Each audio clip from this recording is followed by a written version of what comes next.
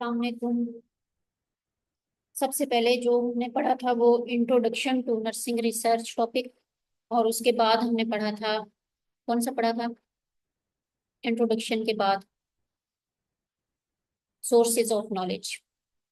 अभी दो लेक्चर्स मैंने आपको सेंड किए हैं ना, तो ये दो थे, introduction of nursing research and sources of knowledge.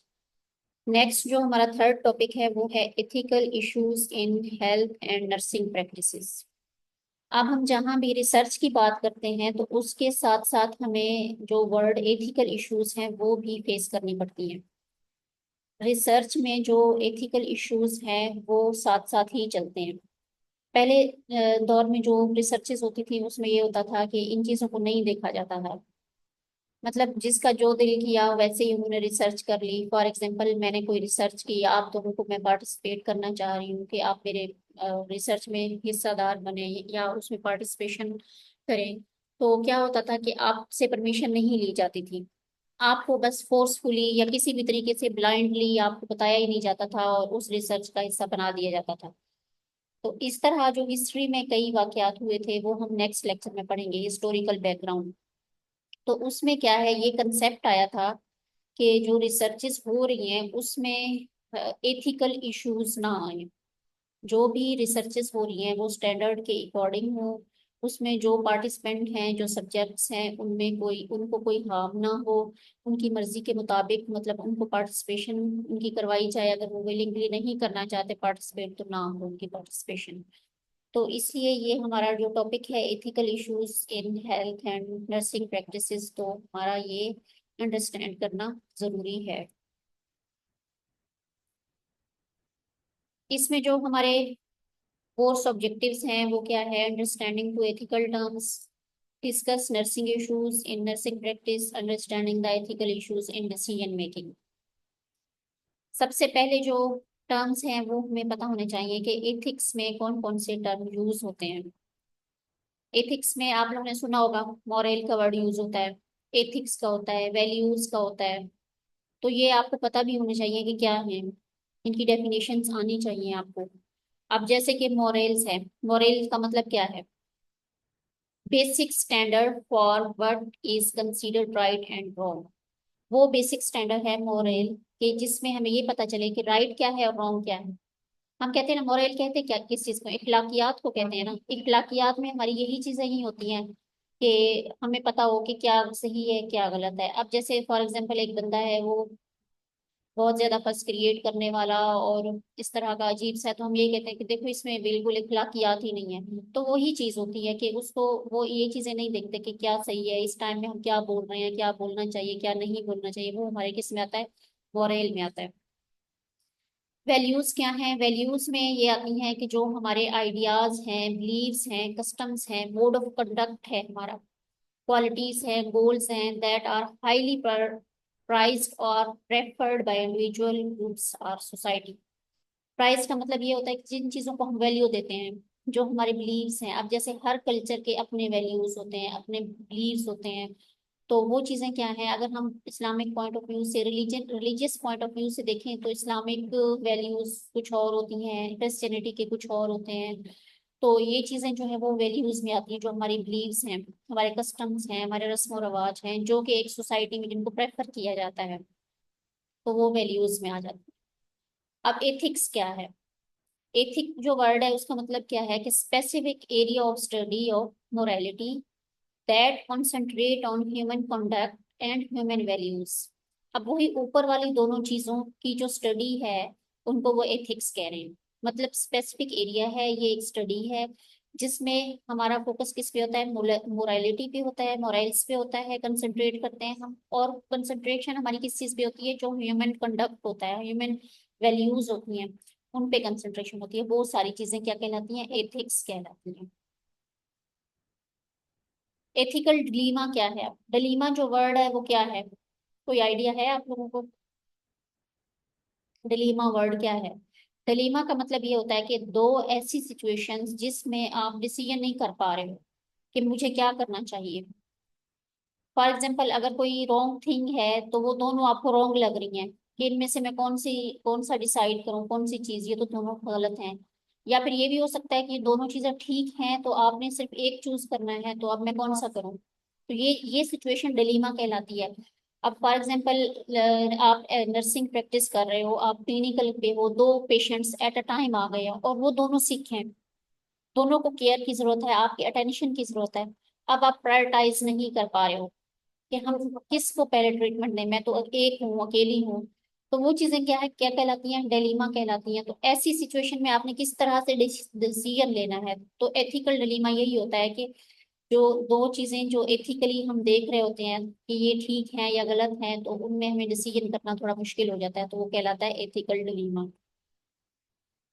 अब बेसिक एथिकल कंसेप्ट्स कौन कौन से हैं, ये आप शुरू से पढ़ते आ रहे हो, जनरल नर्सिंग में भी पढ़ी होंगी, कि जो कोड ऑफ कंडक्ट जिन्हें हम बोलते थे, कोड ऑफ कंडक्ट बोलते थे, हमने पढ़े थे बड़े अच्छे से, जिसमें ऑटोनॉमी थी, पढ़ा था ना, कॉन्फिडेंशियलिटी, ये चीजें, इस बेसिक जो एथिकल कंसेप्ट हैं वो यही चीजें ही हैं।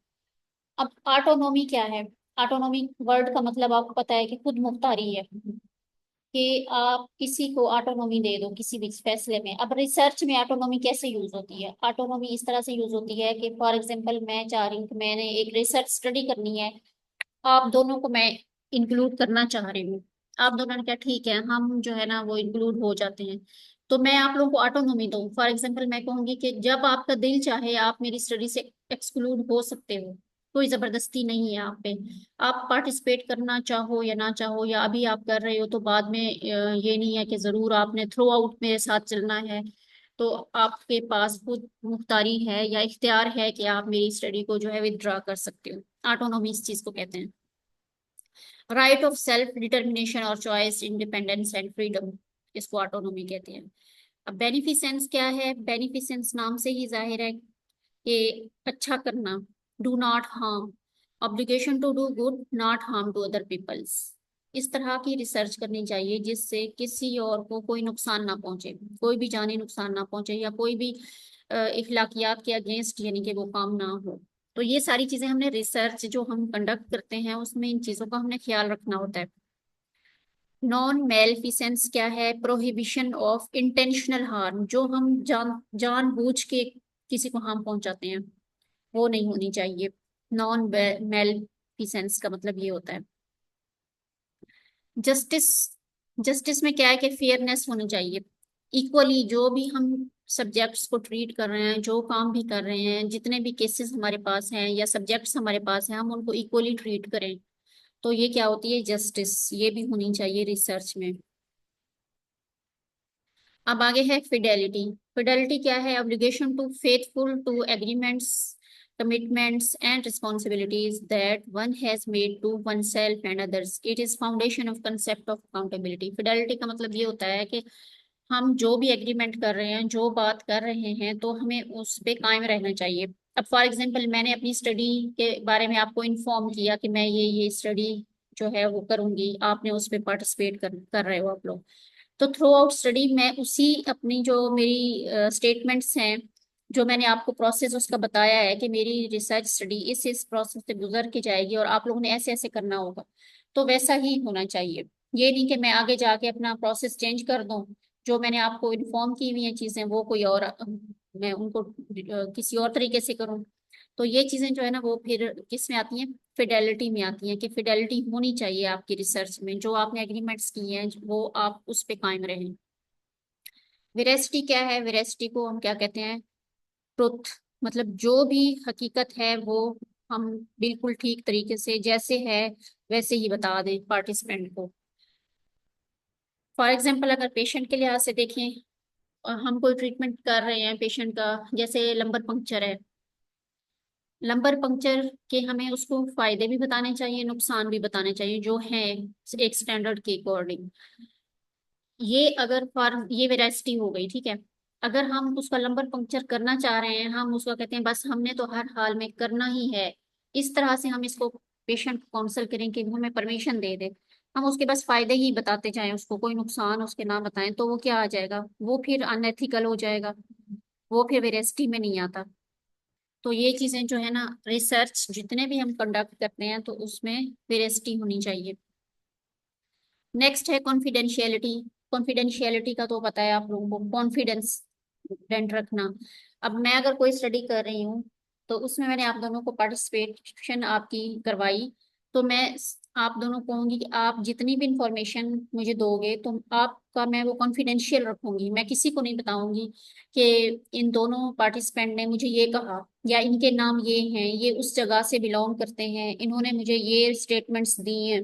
तो ऐसा रिसर्च में नहीं होता। रिसर्च में आप चाहे क्वेश्चनियर फिल कर रहे हो या फिल करवा रहे हो, या फिर कोई भी और कोई इंटरवेंशन करवा रहे हो, जो पार्टिसिपेंट होते हैं वो जो है ना अनोनिमस ही रहते हैं। उनकी जो इन्फॉर्मेशन है, फॉर एग्जांपल मैंने जितने भी पार्टिसिपेंट उस रिसर्च स्टडी में इन्वॉल्व किए हैं, जब मैं रिजल्ट बनाऊंगी तो मैं उसमें जस्ट ये कहूंगी कि ओवरऑल पार्टिसिपेंट की बात होगी। उसमें आपके नेम कहीं भी मेंशन नहीं होंगे। कहीं पे भी ये मेंशन नहीं होगा कि भी फलां बंदे ने मुझे ऐसा कहा या फलां ने यूं कहा। इस तरह से नहीं होता। तो ये क्या होती है, ये कॉन्फिडेंशियल होती है। सेम इसी तरह जब हम नर्सिंग प्रैक्टिस में पेशेंट्स के बारे में कोई इंफॉर्मेशन हमें मिलती है, तो हमें चाहिए कि वो भी हम कॉन्फिडेंशियल रखें। अब फॉर एग्जांपल हमारी सोसाइटी में ये होता है, जैसे एक पेशेंट को ब्रेस्ट कैंसर है, उसका हमें पता चला, हमने उस पेशेंट को भी इन्फॉर्म किया, उसकी फैमिली को भी, उसकी इवन के उसकी फैमिली को भी उसकी विलिंगनेस के अकॉर्डिंग जो है हमें इन्फॉर्म करना चाहिए। साथ वालों को क्या होता है, उनकी आदत होती है, आ जाते हैं, हाँ बाजी क्या है ये मरीज को, क्या है इसको, क्या है, मतलब वो भी कुरेदना चाहते हैं। तो हमें उसको कुछ नहीं बताना चाहिए, क्योंकि उस पेशेंट का वो सीक्रेट है। कॉन्फिडेंशियलिटी हमें अपने पेशेंट्स की मेंटेन करनी चाहिए। अगर हम नहीं करते, इवन के आप फॉर एग्जांपल आपकी किसी और डिपार्टमेंट से कोई लीग आई है, तो आप उसके साथ भी उसकी इंफॉर्मेशन अगर शेयर करते हो तो वो भी अनएथिकल हो जाएगा। अब एथिकल थ्योरीज कौन कौन सी हैं? Natural law, deontology. Natural law में क्या आता है? Actions are morally right when they are in accordance with our nature and ends as human beings। मतलब अकॉर्डिंग टू नेचर जो हम चीजों को ट्रीट करते हैं या मॉरली उन चीजों को राइट लेते हैं, तो वो क्या है, वो नेचुरल लॉ कहलाता है। जैसे हम कहते हैं ना कि नेचर ने, अल्लाह ने हमें ये कहा कि ये काम ठीक है, ये गलत है, तो हमें कुरान और सुन्नत के अकॉर्डिंग चलना चाहिए। तो वो क्या है, वो नेचुरल लॉ में आ जाते हैं।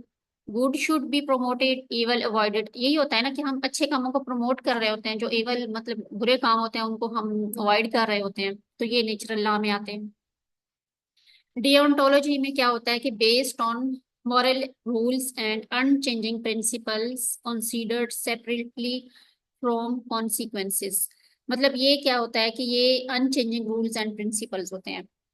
मतलब जो अच्छे मॉरल होते हैं उनके अलग से प्रिंसिपल्स होंगे, जो दूसरे मतलब बुरे काम होते हैं उनके स्टैंडर्ड अलग होते हैं। जैसे मैंने एग्जांपल दी आप लोगों को कॉन्फिडेंशियलिटी की, जो कॉन्फिडेंशियलिटी के प्रिंसिपल्स हैं वो अलग हो गए ना, कि हमें किसी को नहीं इन्फॉर्म करना चाहिए। फिर सेम इसी तरह से जो डीओंटोलॉजी है उसमें यही चीजें देखी जाती हैं कि अगर आपने किसी भी पार्टिसिपेंट की कॉन्फिडेंशियलिटी ब्रीच की है तो उसके क्या प्रिंसिपल होंगे, उसका पनिश उसकी क्या होगी, उसमें क्या हो सकता है। इवन के रिसर्चेस में जब आप अनएथिकल स्टैंडर्ड अपनाते हो तो आप लोग के खिलाफ केस भी हो सकता है। तो ये चीजें जो है ना वो डियोंटोलॉजी में आती हैं। Unconditional commands that must be applied in all situations without exceptions. कुछ इस तरह के कमांड्स इसमें देखे जाते हैं जो हर सिचुएशन में हम अप्लाई कर सकते हैं, उस ये देखे बगैर के भी क्या हो सकता है इसमें। तो ये भी डियोंटोलॉजी में देखे जाते हैं।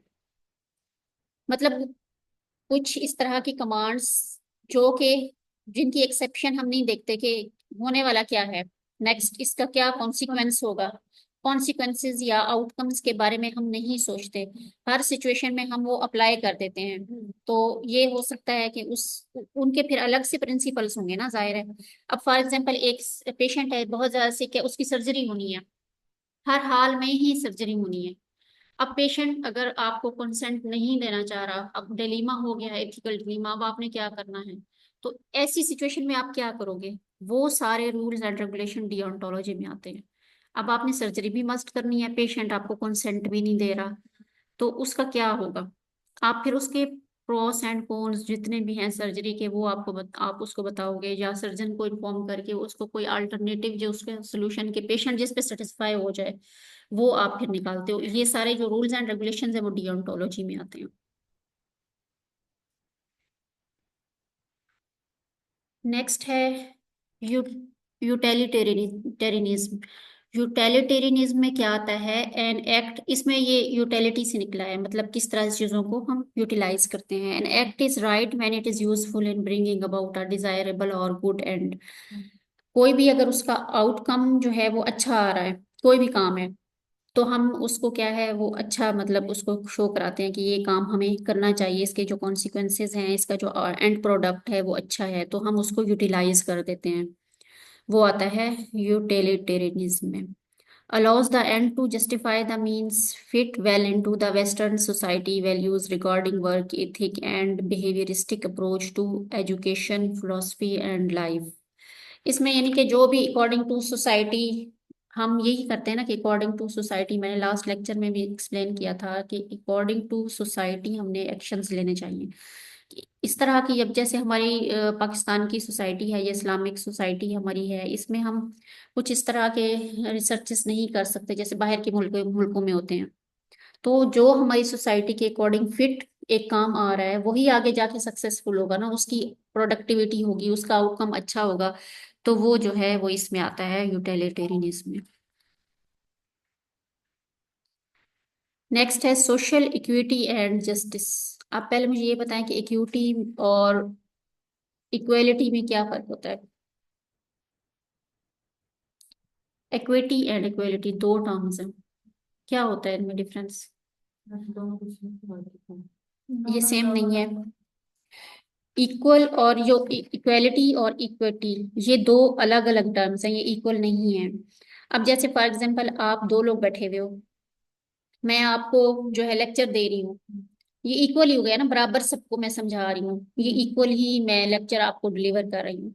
आप दोनों में से फॉर एग्जांपल मुझे लगा कि ये जो है वो ज्यादा थोड़ी सी वीक हैं, इस लेक्चर के बाद मैंने इनको थोड़ा सा मजीद पढ़ा दिया या समझा दिया कोई भी टर्म, तो वो क्या हो जाएगी? इक्विटी। कि इनको तो समझ आ गई है लेकिन इसको थोड़ा सा ये टर्म्स नहीं समझ आए, तो मैंने इनको जस्ट समझा दिए वो टर्म, तो वो इक्विटी हो गई। मतलब जहाँ नीड ज्यादा है वही चीज हमने वहां पे कंपनसेट करने के लिए वहां ज्यादा कर दी, तो वो क्या आ जाती है? वो इक्विटी आ जाती है। इक्वल में हम दोनों जो अमाउंट है वो इक्वली डिस्ट्रीब्यूट कर देते हैं, और इक्विटी में जहाँ नीड थोड़ी ज्यादा हो उस पे हम ज्यादा फोकस कर लेते हैं बैलेंस करने के लिए, ताकि बैलेंस हो। ठीक हो गया, समझ आ गई ना, ये दो अलग टर्म है। अब सोशल इक्विटी और जस्टिस होनी चाहिए। Allow social and economic positions to be everyone advantage and open to all.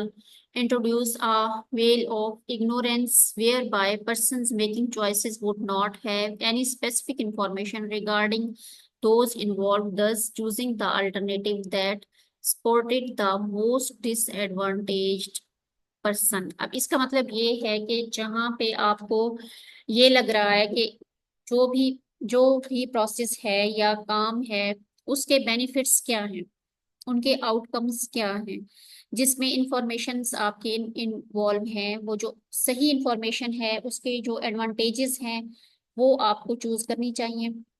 Well of ignorance का मतलब ये है कि जो जहालत है या इग्नोरेंस है उसको आप हटा दें। पर्दा, जैसे हम कहते हैं ना कि इनकी आंखें खुल गई हैं, हमने इनकी आंखों से पर्दा हटा दिया है, तो आपने प्रोस एंड कॉन्स इस तरह से उन सब पार्टिसिपेंट्स को बताने हैं ताकि उनको पता हो कि इसके डिसएडवांटेजेस क्या हैं और एडवांटेजेस क्या हैं। तो जो डिसएडवांटेजेस लोग, जैसे फॉर एग्जांपल डिसएडवांटेज को सपोर्ट कर रहे हैं, तो आपको चाहिए कि आप उसका कोई अल्टरनेटिव उनको बता दें कि ये चीज जो है वो ठीक नहीं है, इसके ज्यादा डिसएडवांटेजेस हैं। जैसे मैंने अभी सर्जरी की एग्जांपल आपको दी कि वो चाह रहा है, कंसेंट नहीं देना चाह रहा सर्जरी के लिए, तो आप उसका कुछ अल्टरनेटिव उसको बता दोगे कि ये डिसएडवांटेजेस हैं, तो इसका फायदा ये है, तो आप प्लीज कंसेंट दे दें, ये आपकी सेहत के लिए बहुत जरूरी है। तो इस तरह की चीजें जो है ना वो हमें इम्प्लीमेंट करनी चाहिए रिसर्च में। तो हम इक्विटी कह रहे हैं जब हम उसको जो है अल्टरनेटिव बताते हैं। इक्विटी तो मैंने आपको टर्म समझा दी ना, ये जस्ट वो आपको ये बताना चाह रहे हैं कि आपने सोशल इक्विटी भी रखनी है और साथ में जस्टिस भी रखनी है, और सोसाइटी में आपने डिसएडवांटेजेस भी लोगों को बताने हैं, जो इग्नोरेंस है वो हटाना है उसमें से।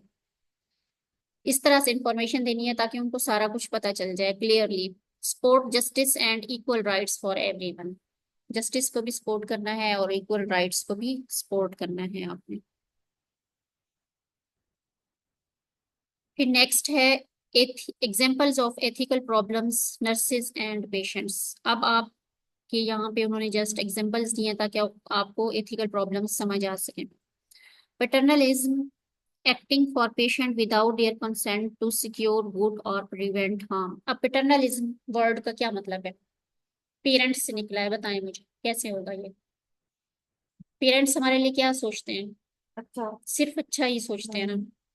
तो पैटर्नलिज्म क्या है? एक्टिंग फॉर पेशेंट्स, पेशेंट के लिए इस तरह से हम एक्ट करें कि विदाउट देयर कंसेंट। पेरेंट ऐसे भी तो करते हैं ना कि हमारी मर्जी के बगैर ही अच्छा सोचते हैं, डिसीजन ले लेते हैं। तो लेकिन ऐसा नहीं होना चाहिए। पेशेंट की मर्जी के अकॉर्डिंग हमें चलना चाहिए। ये भी एक एथिकल डिलीमा है। ऐसे ना हम पेशेंट के लिए इतने सेंसिटिव हो जाएं कि हम उसके लिए खुद ही डिसीजन ले लें कि ये इसके लिए फायदेमंद है, हमने ऐसे ही करना है इस पेशेंट के लिए। लेकिन ऐसा नहीं करना चाहिए। पेशेंट की विलिंगनेस और उसकी कंसेंट को साथ में इन्वॉल्व करना चाहिए, इसीलिए उन्होंने इसको एक प्रॉब्लम में ऐड किया है, पैटर्नलिज्म को। ठीक है। अब डिसेप्शन क्या है? डिसेप्शन का मतलब होता है धोखा देना, डिसीव करना, किसी को धोखा देना। धोखे में वही आ जाता है कि जो प्रोसेस चल रहा है उसको हम गलत तरीके से बयान कर दें पेशेंट को। कॉन्फिडेंशियलिटी हम ब्रीच कर सकते हैं, तो ये भी प्रॉब्लम में आ जाता है। एलोकेशन ऑफ सेक्रेस नर्सिंग रिसोर्सेज, मतलब कि कुछ रिसोर्सेज जैसे हमारे पास अवेलेबल हैं, हम उनको जो है पेशेंट को ना प्रोवाइड करें। फॉर एग्जाम्पल कुछ मेडिकेशंस आ रही हैं लेकिन हम पेशेंट को कहते हैं कि ये मेडिकेशन नहीं है, ये मेडिसिन यहाँ पे नहीं है। या फिर कुछ इस तरह के रिसोर्सेज जो मेडिसिन उसकी हेल्थ के लिए ठीक नहीं है, हमें पता है कि ये इंजेक्शन जो रिएक्शन प्रोड्यूस करते हैं, तो हम उसके जानबूझ के हम कहें और हम कहाँ से लाए, चले कुछ नहीं होता, हम लगा देते हैं पेशेंट को। ये चीजें होती हैं सेक्रेस नर्सिंग रिसोर्सेज में। नर्सेज एंड फिजिशियंस, ये सारी चीजें प्रॉब्लम्स में आ रही हैं। अब नर्सेज एंड फिजिशियंस का आपस में क्या हो सकता है जो कि एथिकल डिलीमा में आता है? Disagreement about the proposed medical regiment. अब फॉर एग्जांपल डॉक्टर ने एक मेडिकल ट्रीटमेंट लिखी है लेकिन नर्स कहती है मैं इस पे सेटिस्फाई नहीं हूँ, इस पेशेंट के लिए ये मेडिसिन बेस्ट नहीं हो सकती, या ये रेजिमेंट ठीक नहीं है मेडिकेशन के हवाले से। मतलब आप अपने पेशेंट को एडवोकेट करते हो ना, एज एडवोकेट भी आपका रोल होता है। तो नर्स एंड फिजिशियन का डिसएग्रीमेंट भी एक किस्म का प्रॉब्लम हो गया। Conflict regarding the scope of nurses role, nurses role के दरमियान भी कोई कॉन्फ्लिक्ट आ सकता है, जैसे कि नर्सिस का कोई इंटरनल कॉन्फ्लिक्ट भी हो सकता है, या वर्क प्लेस पे भी कोई कॉन्फ्लिक्ट हो, तो वो चीजें भी डिलीमा में आती हैं, एथिकल प्रॉब्लम्स में आती हैं। और कॉन्फ्लिक्ट्स मतलब इंटरपर्सनल भी हो सकते हैं, जैसे दो कुलीग्स हैं आपस में, उनका कॉन्फ्लिक्ट आ रहा है दरमियान में कि ये पेशेंट मैं नहीं देखूंगी आप देखो, या फिर वो कहेगी ये पेशेंट मैं देखूंगी वो अगले दो आप देखो, इस तरह के भी इश्यूज भी हो सकते हैं।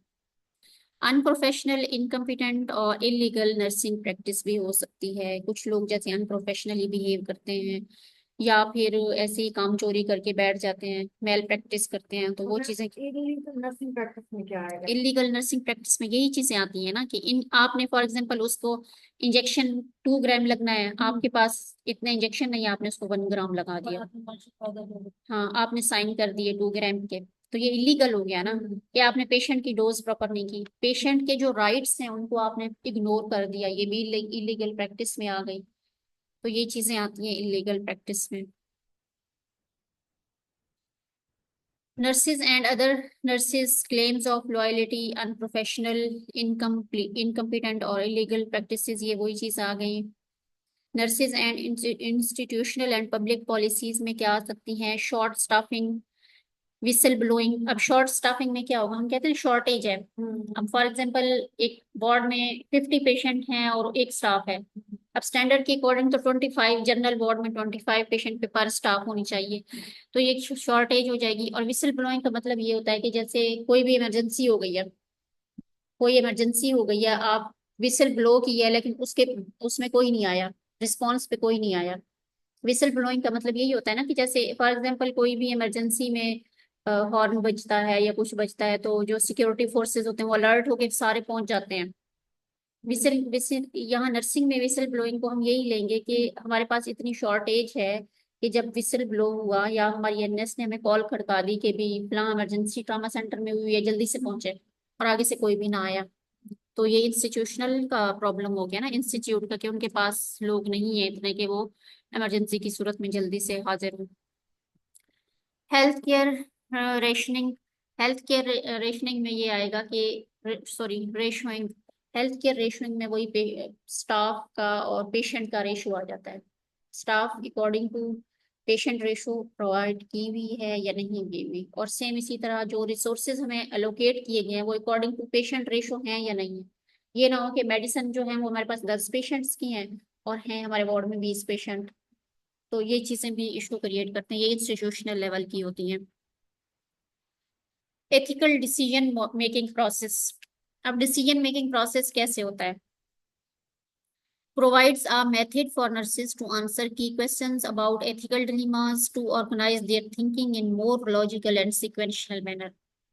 अब आप पढ़ भी इसीलिए रहे हो ना एक टॉपिक, कि भी एथिकल डिलीमा अगर कोई हो गया है जिसमें आप डिसीजन मेक नहीं कर पा रहे हो, तो वो किस तरह से आप डिसीजन मेक कर सकते हो।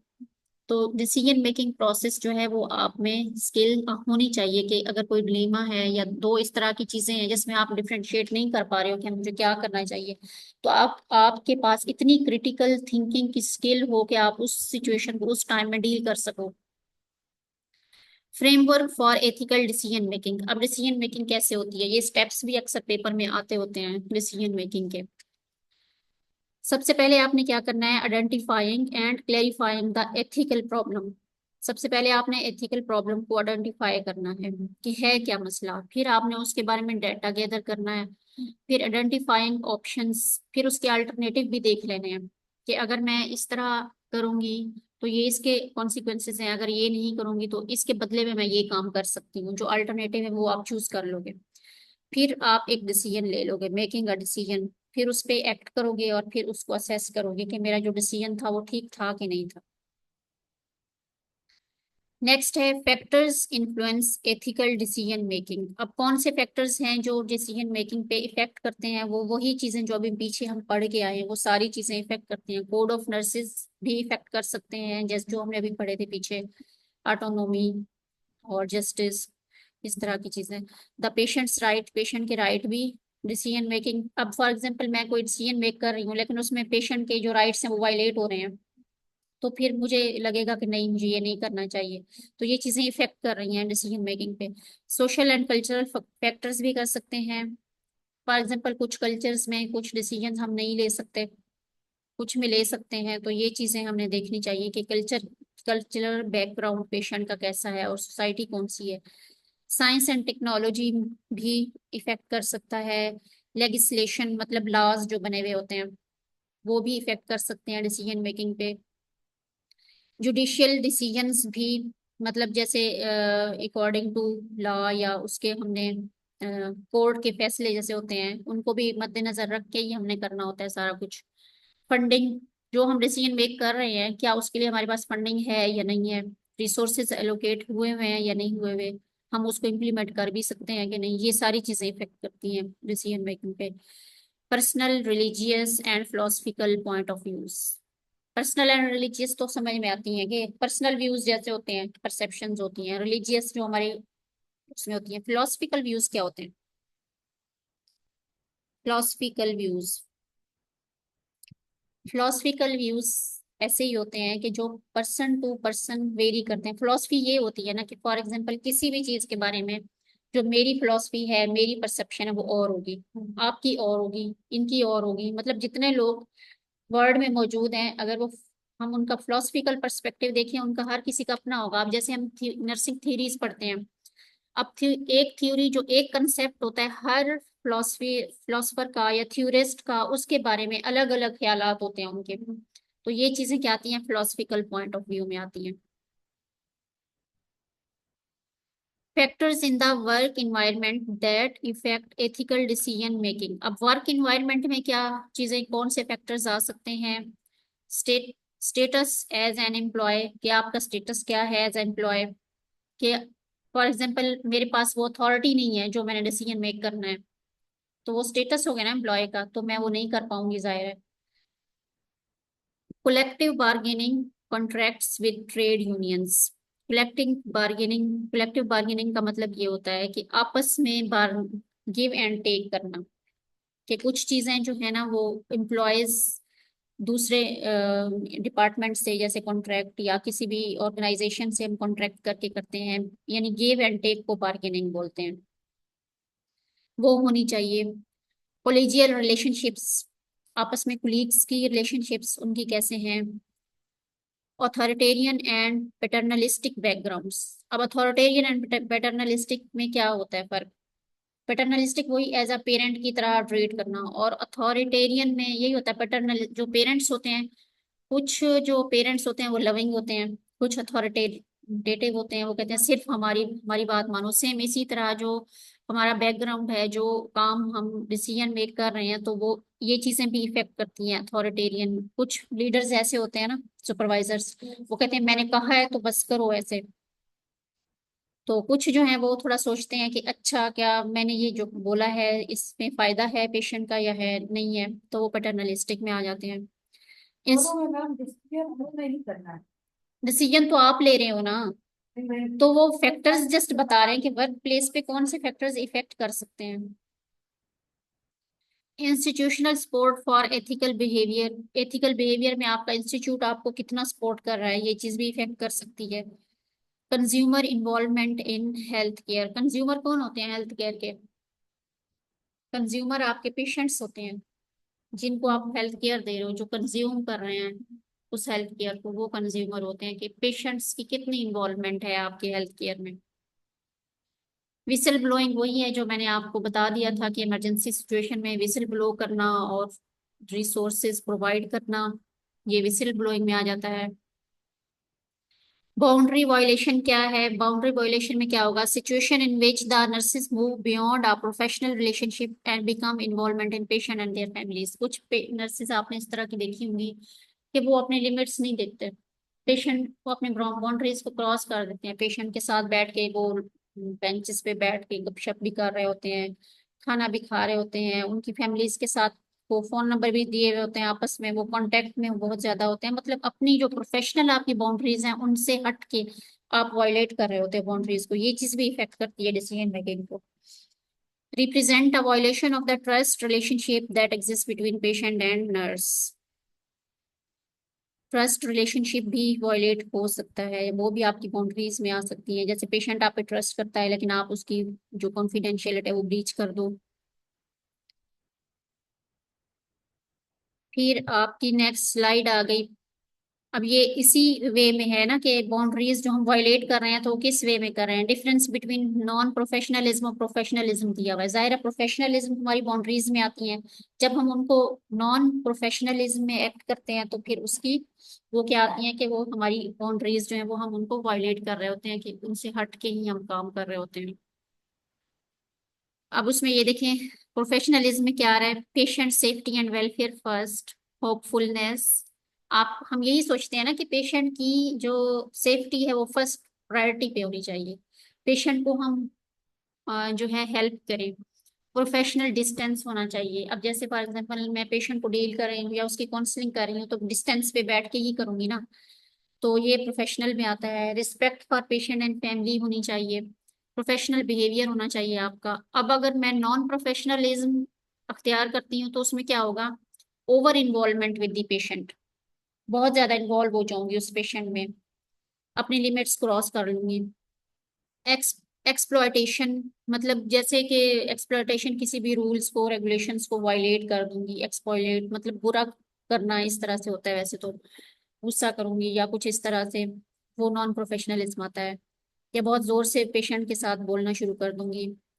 एक्सेसिव सेल्फ डिस्क्लोजर, अपने बारे में बहुत ज्यादा बताना, पेशेंट को इतना इन्वॉल्व हो जाओ कि मैं अपनी सारी पर्सनल जो मेरी हैं वो मैं पेशेंट को बता दूं कि मेरे साथ ही हुआ था, ये हुआ था। Abuse of power, abuse of power का क्या मतलब होता है, जब हम पेशेंट को केयर दे रहे होते हैं हमारे पास पावर होती है ना, कि हमारे पास अथॉरिटी होती है कि हम पेशेंट को हर तरह से डील कर सकते हैं। तो पेशेंट को जब हम बुरे तरीके से डील करते हैं या गुस्सा करते हैं बहुत ज्यादा या उस फेयरनेस नहीं रखते, तो फिर वो ही अब्यूज ऑफ, गलत पावर का यूज गलत करना अब्यूज ऑफ पावर कहलाता है। सिक्रेटिवनेस में वही सिक्रेसी उसकी ब्रीच करना, वो भी ऐसे ही होता है। या फिर यूं भी हो सकता है ऐसे एग्रेसिव नॉन प्रोफेशनल के हम पेशेंट के साथ जाके ऐसे उसके कान में विस्परिंग कर लें, अगले जो देखने वाले होते हैं पता नहीं इसको क्या कह रहा है, तो ये चीजें जो है नॉन प्रोफेशनलिज्म में आती हैं। बस 3 हो गया हमारा ये आई थिंक। रेफरेंसेस आप लोगों की जो बुक है, 2-3 जो बुक्स है वहीं से ही मैंने पीपीटीज बनाई हुई है, एक बुक से नहीं है। एक तो पॉयलेट वाली बुक है आपकी, और दूसरी जो है बर्न एंड ग्रूव्स वाली है। उसके अलावा जो है एक बुक है यादेव वाली जो मनोज कुमार की है, यादेव मनोज कुमार, उसमें से भी बहुत सारी चीजें आपकी आई हुई होती है। चलिए ये हमारा आज का लेक्चर था। Thank you. नेक्स्ट फिर हम इंशाल्लाह पढ़ेंगे जो एक हिस्टोरिकल कंसीडरेशंस हैं वो हम पढ़ेंगे।